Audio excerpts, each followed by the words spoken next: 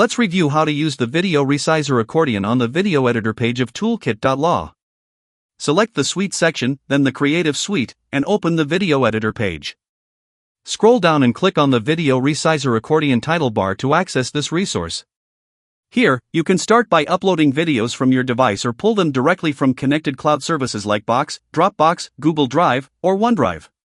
If an account is not connected yet, just link it once and you're set. For OneDrive, simply click Connect Account and follow the secure Microsoft sign-in process. Once authenticated, your connection stays active, and you can import files directly anytime. After your video loads, the interface shows a preview and timeline, so you can verify content and duration. Next, choose your desired resolution, from mobile-friendly sizes to full 4K or 8K. With a single click, resize the video, and downloads it in multiple formats. You can also share securely via link, feedback, or email.